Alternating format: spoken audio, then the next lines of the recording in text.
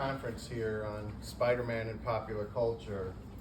And when we first started organizing this conference, we just knew that we had to bring our next speaker to this event. It just is unbelievable and a special opportunity for us to bring our next speaker here, Bruce Wechtenheiser. And it is my absolute pleasure to introduce our keynote speaker, our first keynote speaker of the day, amazing collector of Spider-Man material, Bruce Wechtenheiser, and his presentation, Spidey and Me, over 50 years of connecting and collecting. Please, give a round of applause.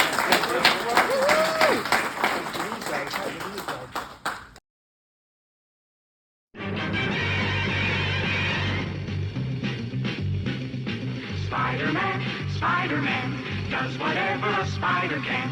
Spins a web any size, catches thieves just like flies. Look out, here comes the Spider-Man. Is he strong? Listen, bud, he's got radioactive blood. Can he swing from a thread? Take a look overhead. Hey there goes the Spider-Man.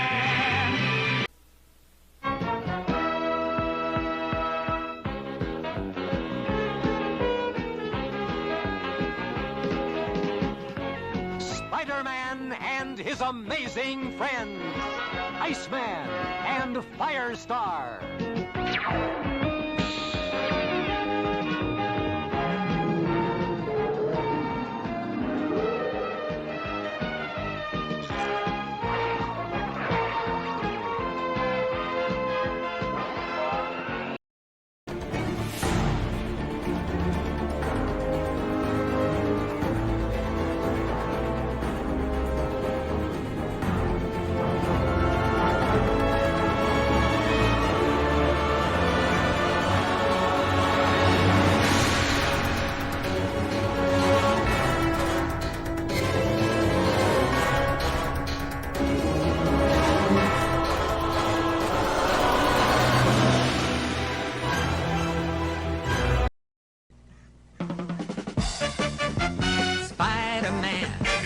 Where are you coming from, Spider-Man?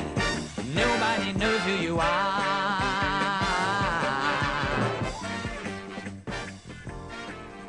Okay, true believers, here he is, your friendly neighborhood Spider-Man. Well, that's the end of the show, guys. I can't do anything. Thanks for coming. I can't do any better than a video. So anything from here on down is probably like downhill from there. But I do want to thank you so much for coming today. And I'm not much of an academic presentation. I'm more of a life presentation and how this character has impacted me and meant so much in my lifetime. And I've collected Spider-Man for 55 years, and I've connected to the character, which is even more important to me, for 55 years. And after about 52 years, I was finally kind of discovered a little bit, let me go back to that slide, by this gentleman, Brad Douglas of the Spider-Man Crawl Space. He has a 25-year website, podcast, YouTube videos, and he interviewed me remotely at my home from miles away, states away. And so I was kind of discovered all of a sudden after 52 years. And since then, the media avalanche has just continued to what I'm doing here today. But to me, it's very, very hard for me to believe that somebody can watch that YouTube over in, we got presenters coming from India, Zimbabwe, anywhere around the world. Now they see me talking about Spider-Man. And that first interview was 2 hours. For 2 hours, we talked about Spider-Man, and I showed my materials, but it just doesn't really strike me as real. Because to me, I'm still the little kid that wore the t-shirts. I'm still the little kid that started at 4 years old buying the toys, buying the comics, and reading them. So to me, it's just a real joy of my life that I can tell these stories, that I've lived through these things, and it's a joy to see familiar faces out there too, of people that I've met over the last year and a half of doing these presentations, and so it makes me feel a little bit more comfortable to come in and talk to you today. But all of these things that happened to me, if I made a list of them, you probably wouldn't believe they all happened to one person related to Spider-Man. because I don't even believe it, and it'll happen to me. So I have to wake up and look at my website or go back on Facebook and say, did I really speak at a Spider-Man conference, a 2-day conference, the Super Bowl of Spider-Man events here in Bowling Green? So it just doesn't make sense to me, and I really get overwhelmed. So a disclaimer, you may see a grown man cry tears of emotions up here today at different points.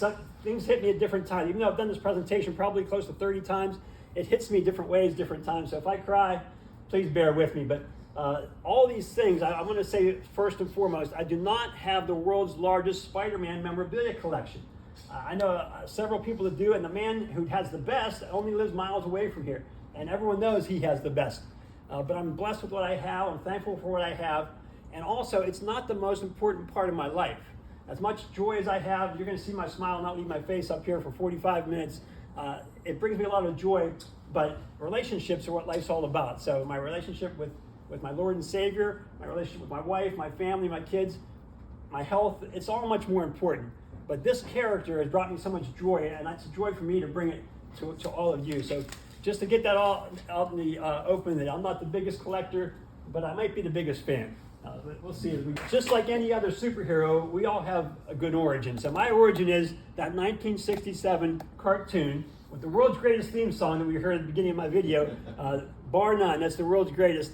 My friends, my family, I was the youngest of 4. Someone said, "Hey Bruce, come check out Spider-Man on the cartoon." I said, "What the heck's a Spider-Man?" And I fell in love with the character immediately.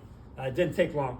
And as I got to know the character more, I fell more in love with him. But I swear that this comic book cover from about 20 years ago, that artist must have been in my house 50 years ago, because that's me. I'm sitting there eating my cereal, watching my cartoon on the floor of my living room, watching the Spider-Man cartoon. So that's how it all got started. And soon after that, my brother went to the store one day, came back with a gift.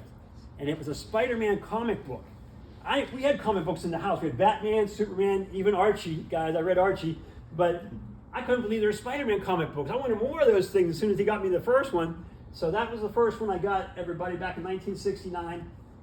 One of my parents set their coffee cup. If you look closely, there's a little coffee ring in the center there. I drew all over this thing. I traced things, and I couldn't even write at the time. I wasn't in kindergarten yet. I didn't know how to write. So, but I flipped open the first page, and that was me. Because by then, I was Spider-Man in my mind. I started watching the cartoon. I'm Spider-Man, so here's a picture of me. So, of course, I had to put my name on myself. So, my siblings helped me out a little bit. I couldn't even spell my name. So there's B-R-U. I ran out of space a little bit, so there's C and the E. And if you notice, the E has about 45 horizontal lines across it. So. But I wasn't even in kindergarten yet, so give me a break, guys. That was me. So I had to put my name on me. And the first picture I saw in the comic was me with my shirt off there. So I cut out pictures. I taped them on my bedroom wall. And yes, everybody, there's my name on there. So I still have it to this day. And I've gotten it signed by a couple. I signed it first, guys. I got it signed by a couple of the creators, of course, Stan Lee and John Romita, the artist. And I'm so proud to still have this. And it's here in the house today, everybody, with us here today, our first ever comic book, Spider-Man. But one reason I'm proud to have it is because shortly after getting this, I didn't realize, unfortunately, that my dad was into alcohol. I was only 4 years old. And one day he went to work, and we moved quickly while he was at work, only 2 blocks away. But we had to grab things on the fly, and thankfully, either me or somebody grabbed my comic books that I only had a few at the time. So that this thing still exists is still very meaningful to me. But in this presentation, you're going to hear some stories of heartache like that, but a lot of comeback stories, just like Spidey in his career. So I'm so glad that I still have that one. The other thing about Steve Ditko, he's the co-creator of Spider-Man, and I knew of him for many, many years. I collected comic books for about 25 years. I bought a trading card set in 1992 that was the 30th anniversary of Spider-Man. And I'm reading it, and I'm looking over. I flip it over, and I about faint. I about pass out, because here it says he was born in Johnstown, Pennsylvania, where I've lived my whole life. No one told me I am Spider-Man by this point. I'm almost 30, and we didn't even talk about it in Johnstown, Pennsylvania. So, I get goosebumps even now telling you this. and I've known her for 25 years, but no one ever talked about it. You know, we've changed that, and you'll see that later on in the presentation. But that's just one of those things that weave me together, and I truly believe it. You know, it was God's plan for my life to be interconnected with this character, because all these things aren't coincidences in my mind. Like me living in the co-creator of Spider-Man's hometown my whole life. So it's just wild that happened. What was cool too was, as a kid, they came out with a second monthly title, Marvel Team Up, #1, and that hit right around Christmas. I got it as a Christmas present. I was so overjoyed I can get 2 Spider-Man comics in a month, everybody. Well, also, at that time, I had started reading so many comics and rereading. They had letter pages that fans would write in letters and get published. And I thought, this is the best opportunity. A new comic will come out. So I wrote a letter in, I gushed all over. I love Spider-Man, I love the Human Torch, which I really didn't love them that much. Thank you, Marvel, for this new comic book. And I was just sure that my letter was going to get published. So I knew it wasn't going to be in the second month because it wouldn't have enough time to be published. I waited for the 3rd issue, no letter. Well, it's going to be in the 4th issue. 4th issue, no letter. So guys, my dreams were dashed. I was crushed as a 7-year-old that my letter didn't get published. So that didn't happen. So that's a story of heartache. But a few weeks later, I got an envelope in the mail from Marvel Comics to me. I didn't order anything. So this letter came, and inside the letter, there, you know, after I sent in my letter as a 7-year-old, were these 2 pinups with no explanation. Just 2 pinups from Marvel to me. And someone in the office wrote to Bruce, and they signed this one Spidey. And the other one, they put to Bruce, but it was already pre-signed by the Fantastic Four members. And you can see that this one looks, one of these things is not like the other. This one's a little bit browned up and ripped up and taped, because that immediately went up on the bedroom wall. And the other one, you know, it's in mint condition because it immediately went back in the envelope, folded up. And guys, I'm kind of like a pack rat, so did I mention the envelope also? Yeah, guys, I even kept the envelope that they sent it in. And everybody, they're right here with us in the house today. So the pinups that I got, maybe better than having my letter, and there's the envelope, maybe better than having my letter published. I got pinups from Marvel as a kid, as a 7-year-old. So I at least got something out of the deal, even though my hopes were dashed with my published letter. We talked about this a couple minutes ago in a different panel. I wanted to be Spider-Man so bad that in the early 70s, finally, my mom started buying me these Halloween costumes. All right? And Ben Cooper was the king of Halloween companies. And believe it or not, Spider-Man was the best seller over time.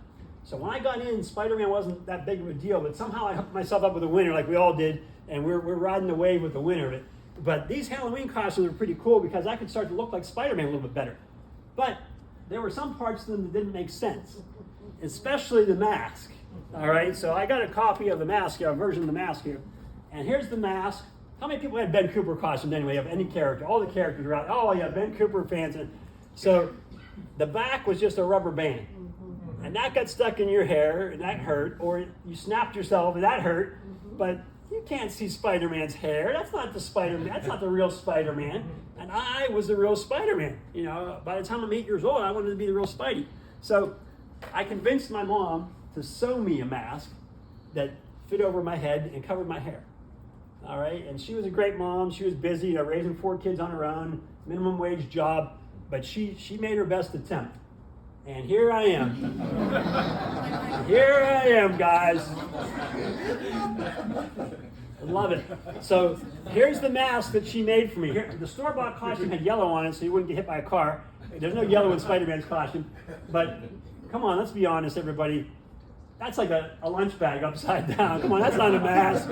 It's material, but it also, my head stops right about there. So I had an extra foot of material flapping in the wind as I walked down the streets. But as bad as she was as a seamstress, I was 100 times worse as an artist. Don't ask me to draw anything, everybody. I talk, that's all I do, I talk. But I drew the webs and eyes on that monstrosity, okay? And I also accessorized because the costume stopped at the sleeves here. So I bought a blue sweatshirt. My mom bought me a blue sweatshirt. I asked her to buy me red winter gloves, and I put the webs on those. And I asked her to buy me, on the next picture here, you'll see a little bit of a long winter sock. And I put those on over top of my tennis shoes, because you're not supposed to see Spider-Man's tennis shoes.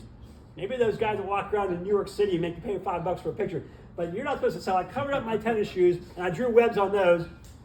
And I'm lobbying Wikipedia right now to really, recognize me as the first cosplayer in America back in 1972, accessorizing my costume. So here I am protecting a jewelry store, by the way, as Spider-Man. And what was really happening that night was Johnstown, Pennsylvania has an annual Halloween parade, and all the floats and bands and things, they also have a section where civilians can walk in.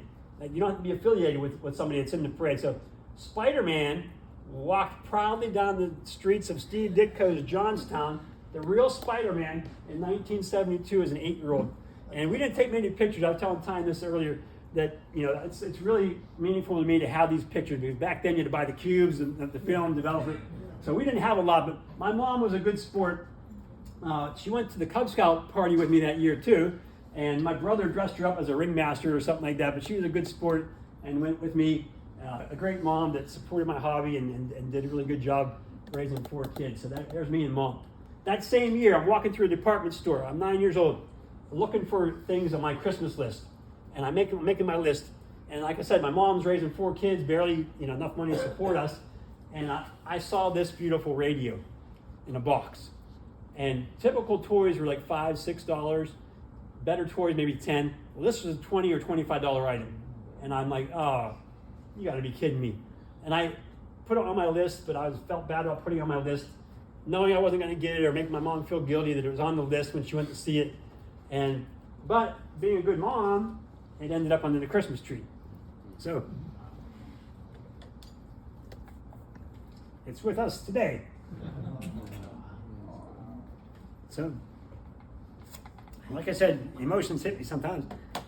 Whenever I give interviews, I always say that's the most emotional piece of my collection. So later on in life, I found one on eBay. eBay came through again, everybody. And it was sealed like Christmas morning on the inside. The box lid always came off of toys back then, and the inside was sealed. And later on, yes, I got it signed by John Romita, dropping those names again, because he did the artwork. But it's so meaningful to me to have that same packaging that I saw on Christmas morning. But what's funny to me is all these things are just pictures of my house, in my Spidey room. And the rule of my house is, I live in a split level. Spidey stuff's allowed in the lower level, but not in the upper level. The last time I checked, the vote was 1-1. I don't know how I lost this vote. How did I lose the vote? But as any good husband would do, I found a loophole. A loophole. No one ever said anything about halfway up the stairs on the way. So I got a Tobey Maguire sticker, life size, and put it on the wall. And to keep it there, my family, I enlist them to decorate it for the holidays. So that's what keeps it there. That's what keeps it there, guys. That's what keeps it on the wall. That's awesome. My son designed the shirt and the hat. But you can't forget Christmas, guys. Come on, we go all out for Christmas. We go all out for Christmas. There's Spidey Claus coming right down your chimney right there. So my family, there's my Spidey tree on the lower level. Everything on there, Spider-Man. My mother-in-law gets me the Hallmark ornament every year. That's my Christmas gift. And there it is glowing in the darkness. That's my Spidey Christmas tree. But my poor kids, they were indoctrinated into this Spidey world, guys. They're 20 and 18 now, but when my daughter was 2, she could recite all the lines to the Dr. Octopus movie, didn't know what the words meant. And my son could be caught in my house with costumes all day long, just like I was when I was a kid. I'd wear those costumes all the time. And here they are as older kids. My daughter got her first tattoo last summer on her rib cage, Spider-Man. My son, he's 6'4", his high school, he just graduated, red and blue colors, of course, and they started calling him Spidey on the team because they knew about me and my YouTube videos. And so what's funny is that he's pitching and the crosstown rivals are trying to get on him as a pitcher. Hey, Spidey, come on, Spidey. He strikes out the first guy, turns to their bench and shoots the webs on the whole bench. So he embraces it. He embraces the Spidey. And a comeback story, guys. Last summer, I tried again as a 58-year-old, and my letter got published. Yeah. 58 years later. And not only once, but in the last year, it's happened 4 times, guys, including last week. And all 4 of these issues, I've signed them, and I'm giving them to the library here. So these are gifts to the library. Signed. They better start paying these royalties. I'm starting to become a character in the comic now after four different letters. And as you can see, guys, as we start to wrap up here, obviously I've loved Spider-Man for 55 years, and I added on my last costume there, and it's not going to stop anytime soon. I'm going to change my tagline to over 60 years, especially because I do have a book coming out. I don't have it done yet, but my wife says, get that book done, monetize this love. But earlier this week, I published the first 5 chapters as a sampler, and I've given them out to some friends. I'm going to send them out to people just as a rough copy sampler. But here's another one for the Browne Cultural Library with a little autograph on it. So it's been over 50 years, guys, of loving this character. Pop culture, it was all culture in my life. But I just want to thank you for coming today. If you have questions, please stick around and ask. But it's just a real blessing to me.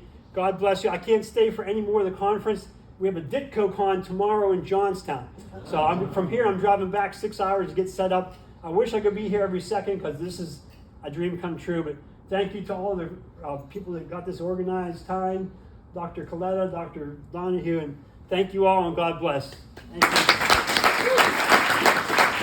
you.